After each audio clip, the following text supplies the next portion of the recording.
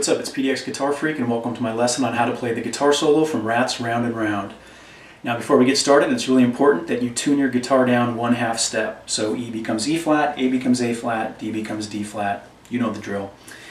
And one other thing I want to say about Ratt, in particular this Out of the Cellar album that this came from. This came out in 1984, and at the time I had been playing guitar for less than a year. I was in middle school. And at the time, I loved the album, one of my favorite albums of '84. But I didn't really appreciate it on the same level that I would until a few years later when I was better on the guitar, more proficient, and I'd go back and rediscover it and realize how great the guitar playing is. It's probably, if not top 10, definitely top 20 of my favorite rock albums of the '80s.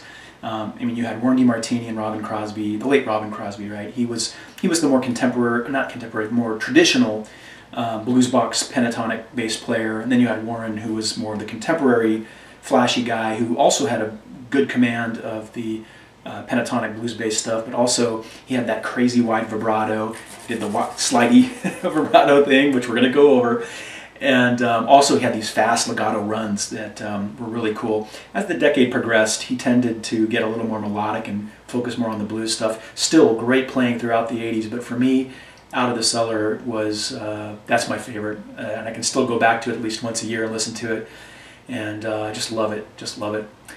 All right, let's go ahead and jump on into it. First lick starts with a 1.5 step bend on the 17th fret. It's basically going from here to here, followed by a 20th fret bend, 1 step, and really it looks like 4 consecutive bends up and down. But consider it more, I consider it more like a wide vibrato. Either way. Now this next lick, you can see at the beginning it looks like there's a pull-off to that 17th fret. That's because it's continuing from the last lick we just played. Ignore that pull-off for a second. Let's just play the notes we see on the screen.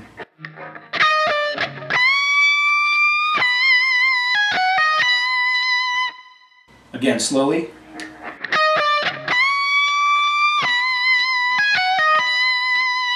Now that little, on the B string, that little chick, when you listen to the solo, you might not hear that, okay, and I understand that. In fact, if you want to skip that little note, you can. The reason I have it there is because I use my editing software to slow down the original, and I can hear there's, in passing, it's like almost like as he's moving from that 20th fret on the G string up to the 20th fret bend on the E, it's almost like he's hitting that along the way. And also, I found on YouTube the isolated Round and Round guitar track, and I used that and slowed it down. That's where I can hear that little chick. Leave it out if you want. It doesn't. Most people aren't even going to hear it, but I wanted to get it as accurate to the original as possible. And again, that 2-step bend at the 20th fret of the high E, that's the equivalent of going up 4 frets. So like from here to. This next part is probably the most tricky part of the whole solo.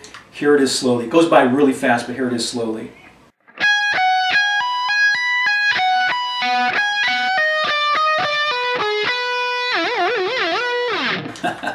At the end, he does that slidey sideways vibrato.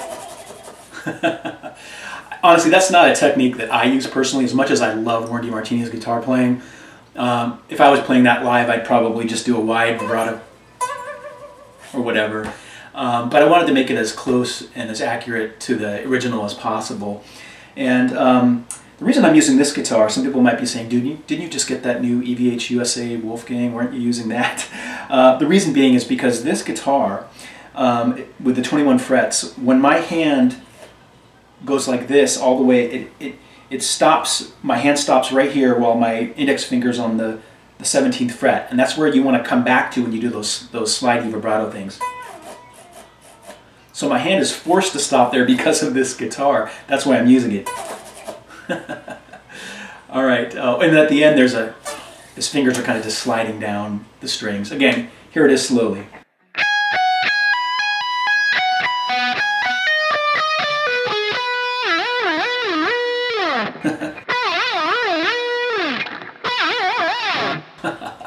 All right, let's move on.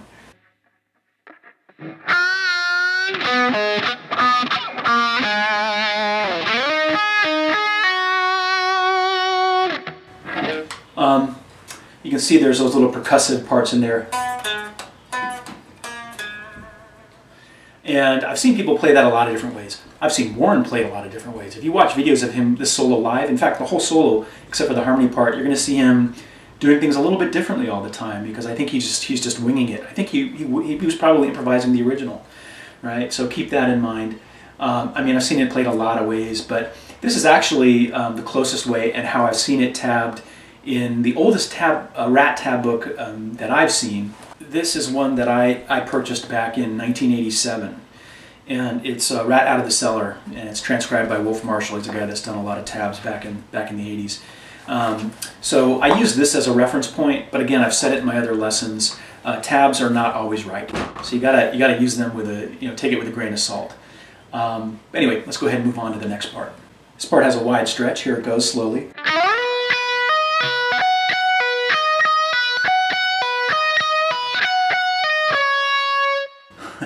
See, I'm kind of leaning a little bit. That helps me get that wide stretch in.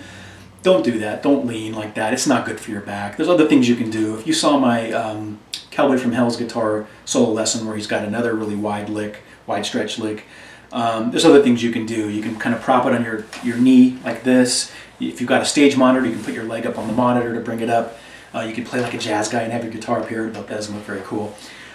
So anyway, that just helps me leaning into it in order to do that bend. But again, don't lean into it. I don't want you hurting your back. I don't, so be careful. But again, here it is slowly.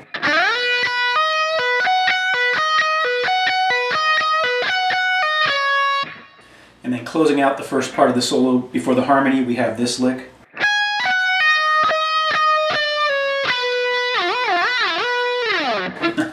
Got the slidey thing at the end. Now, one other thing I want to call out, beside at the end, which really is just the natural sound of your fingers sliding down the strings, but I want it to be as accurate as possible.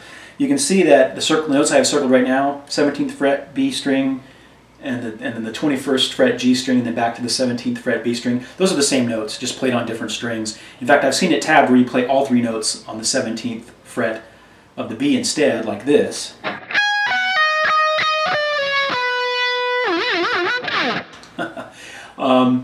I've seen it tabbed both ways, but for me, it just feels more natural to play that 21st fret G string, but whatever works for you. Next up, we have the harmony part, the main part of the harmony. Here's the first part.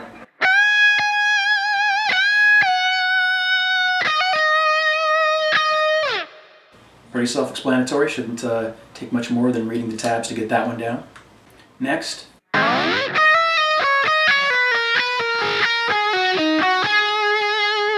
Again, slowly.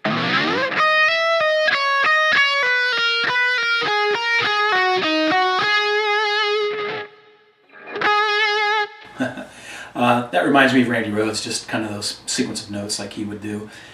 And at the beginning, again, I don't think the intent is to have that string noise in the solo. I wanted to capture all the little nuances to it. Other thing I want to mention is that 14th fret note on the D string. I've seen it tabbed as the 15th fret, which is the note F. In fact, that original old tab book that I had has it tabbed as the 15th fret, and it sounds like this.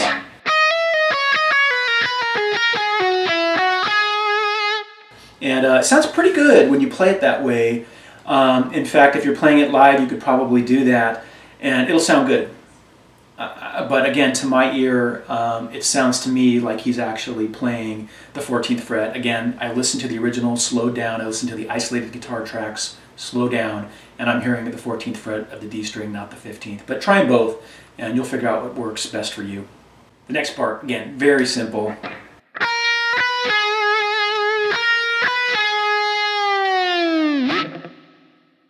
Not sure what more I can explain there. With that whammy bar dip, he actually comes up a little bit at the very end, but whatever, just play what feels right with that. The next part, another simple one. The one thing I want to call out there is those first four notes that are palm muted. It sounds and feels best if you just do all downstrokes. Oops.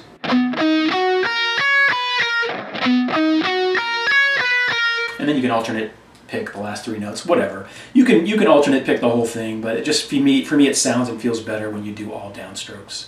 But don't let them blend. You don't want to make a chord out of it. Again, you may have heard me talk about this like in my Kid Charlemagne solo lesson. After you play a note, make sure you lift your finger off that string to stop it. Anyway, let's move to the next part. Here it is slowly, next part.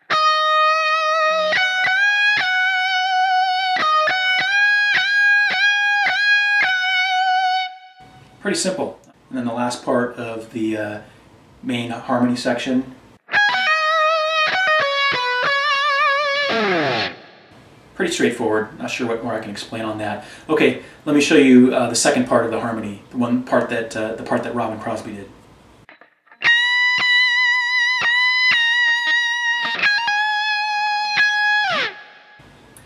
Pretty simple. Not sure what more I can explain on that one. And one thing that I want to call out as we move through the second part to the harmony here, for those of you that know your music theory, the notes that Robin Crosby is playing, the second parts that I'm showing you, they're not perfect. When I say perfect, they're not perfect harmonization of the main harmony, like all thirds or whatever. It might be a third, it might be a fourth. They kind of mix it up, whatever sounded good at the time, apparently. Next part, slowly.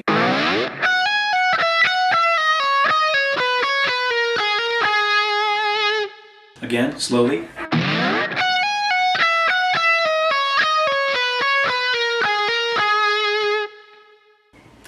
Again, pretty straightforward, pretty simple. Again, not a perfect, not all thirds, for example, in terms of harmonizing with the original part, but it doesn't matter. Whatever sounded good is what they did. Then we go.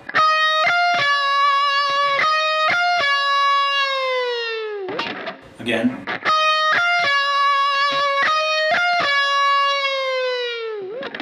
Now this next part, this is the harmony to those palm muted downstrokes that we went through. Here's the next part slowly.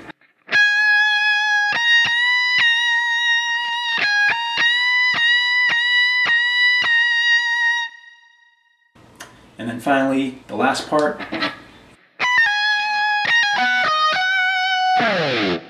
Again, slowly.